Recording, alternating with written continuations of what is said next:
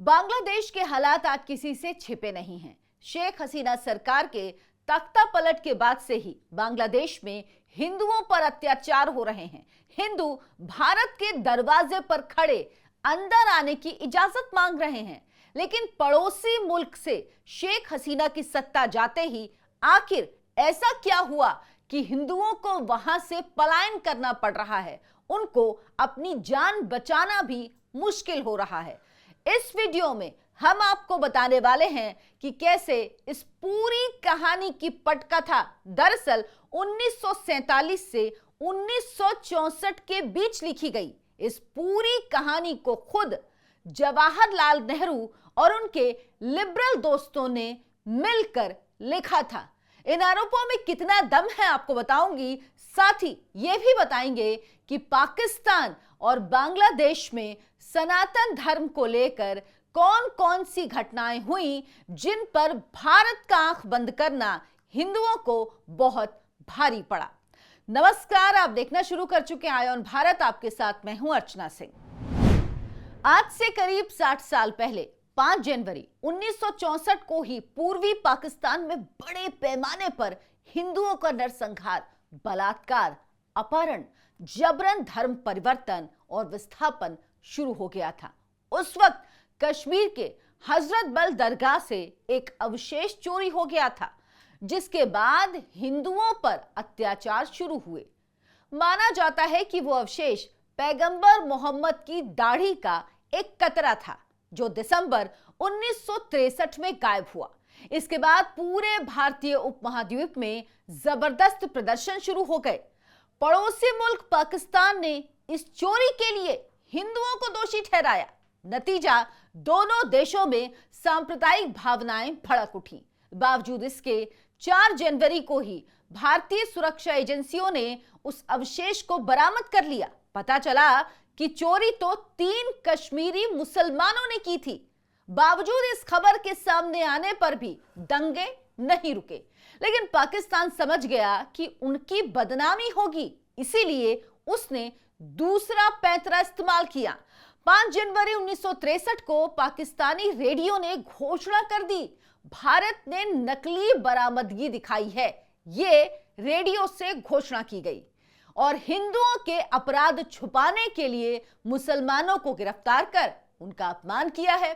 साथ ही अपमान का बदला लेने के लिए लोगों को उकसाया भी। सोचिए, रेडियो में अनाउंसमेंट करके ये सब कुछ किया गया। उस वक्त पाकिस्तान के राष्ट्रपति मोहम्मद अयूब खान ने ढाका हवाई अड्डे पर कहा कि चोरी के मामले में पाकिस्तान के अंदर किसी भी तरह के रिएक्शन के लिए वो जिम्मेदार नहीं होंगे। इसके बाद पाकिस्तान इस्लामिक बोर्ड के सदस्य अब्दुल हुई ने पाकिस्तान में हिंदुओं के खिलाफ जिहाद की घोषणा कर दी।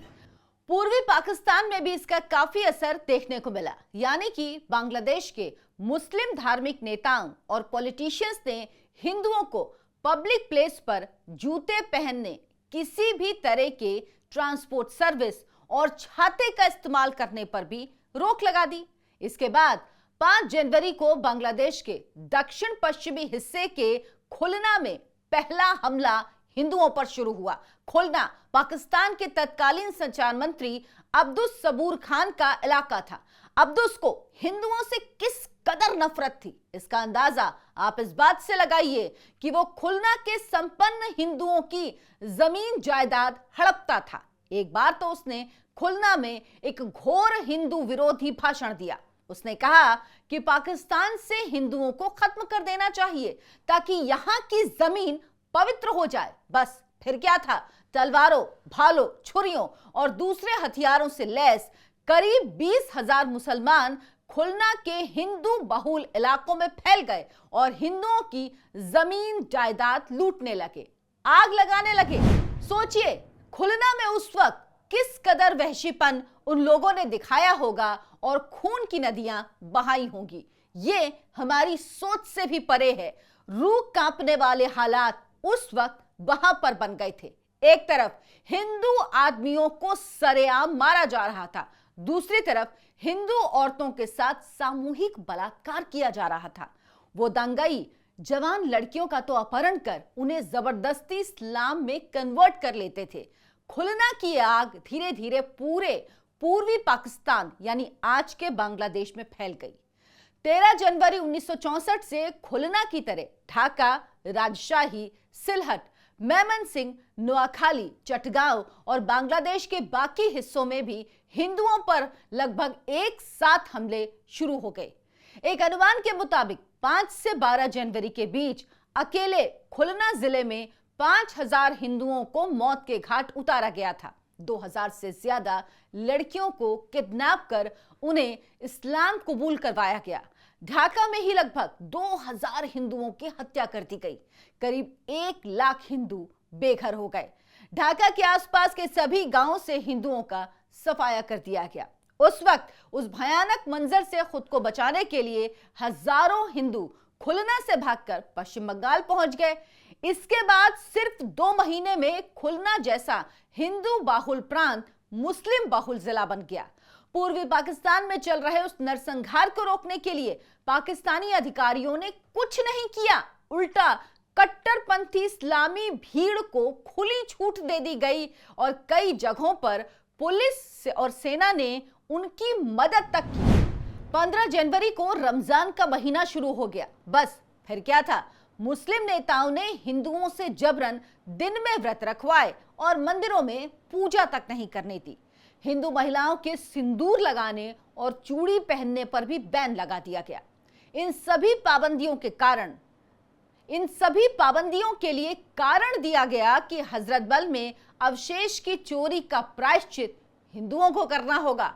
साथ ही मंदिरों को लूटा जाने लगा, पुजारियों को नंगा करके घुमाया जाने लगा और उनके शरीर पर कटी हुई गाय का खून लगाया जाने लगा।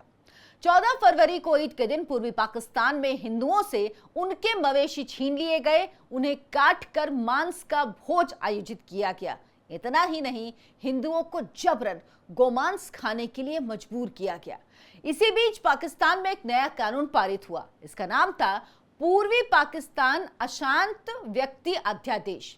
इस कानून के तहत हिंदुओं की अचल संपत्तियों की बिक्री पर रोक लगा दी गई।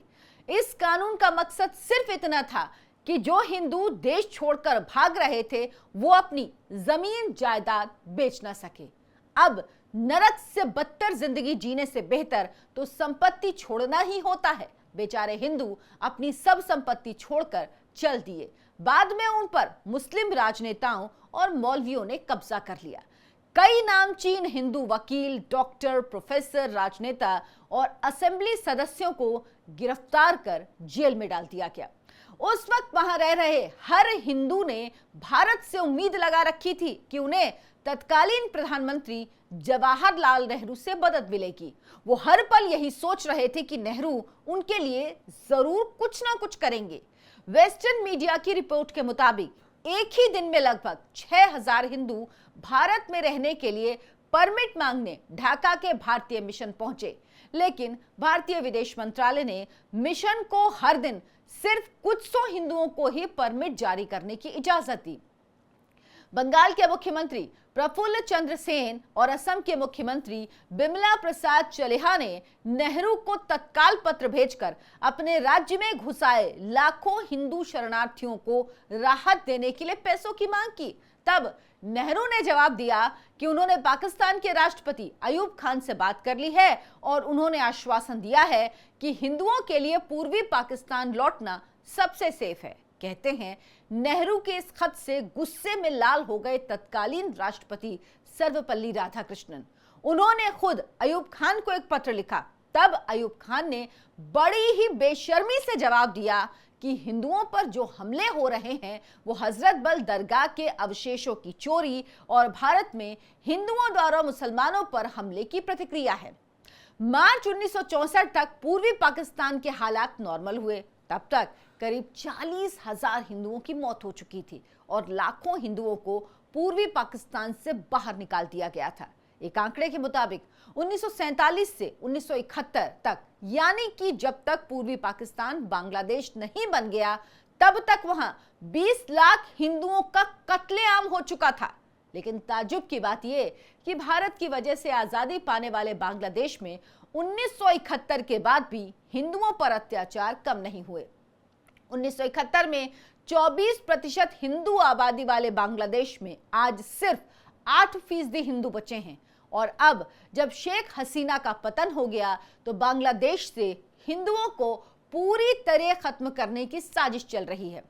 हम यहां आपको यह भी बता दें कि 50 के दशक में पूर्वी पाकिस्तान के हर जिले में हिंदुओं के खिलाफ दंगे हुए, लाखों की तादाद में उनका कत्ल हुआ, लेकिन भारत की नेहरू सरकार मूक दर्शक बनी रही। नेहरू की इस नीति का विरोध तो खुद सरदार वल्लभ भाई पटेल, भीमराव अंबेडकर और श्यामा प्रसाद मुखर्जी ने किया। इन्होंने मांग रखी कि जब धर्म के आधार पर देश का बंटवारा हो गया तो इस आधार पर आबादी का पूरा ट्रांसफर होना भी जरूरी है। लेकिन भारत की सरकार नेहरू लियाकर पैक्ट का झुंझुना ही बजाती रही और इस जायज मांग को अनसुना करती रही। 50 के दशक के बाद एक एक कर सरदार पटेल, श्यामा प्रसाद मुखर्जी और अंबेडकर का निधन हो गया और नेहरू एक के बाद एक तीसरे टर्म के लिए प्रधानमंत्री चुने जाते रहे। नेहरू के निधन से पहले 1964 में बांग्लादेश में हिंदुओं का बड़े पैमाने पर नरसंहार हुआ। नेहरू के विरोधियों का आरोप है कि पाकिस्तानी हुक्मरानों की बार बार धोखेबाजी के बावजूद नेहरू ने अपनी नीति नहीं बदली और पूर्वी पाकिस्तान के हिंदू भारत जैसे शक्तिशाली पड़ोसी होने के बावजूद अपने वजूद को धीरे धीरे खत्म होता देखने के लिए मजबूर होते रहे। ऐसे में यह कहना गलत नहीं है कि जवाहरलाल नेहरू की उन्हीं गलतियों की सजा आज तक बांग्लादेश में रह रहा हिंदू भुगत रहा है। क्या यह सवाल उठाना गलत है कि नेहरू की वजह से ही ईस्ट पाकिस्तान में हिंदुओं का नरसंहार हो रहा है?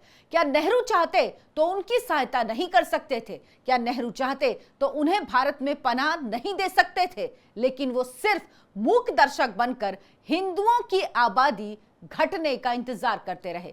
ऐसे में आज के बांग्लादेश में जो हालात हिंदुओं के खिलाफ बने हुए हैं, उन पर मोदी सरकार की बनाई कमेटी क्या फैसला लेती है, ये जानना दिलचस्प रहेगा। इस वीडियो में दी गई जानकारी से जुड़ा अगर कोई सुझाव आपके पास है तो हमें कमेंट बॉक्स में जाकर जरूर लिखें और इसे लाइक व शेयर जरूर करें। धन्यवाद। नमस्कार।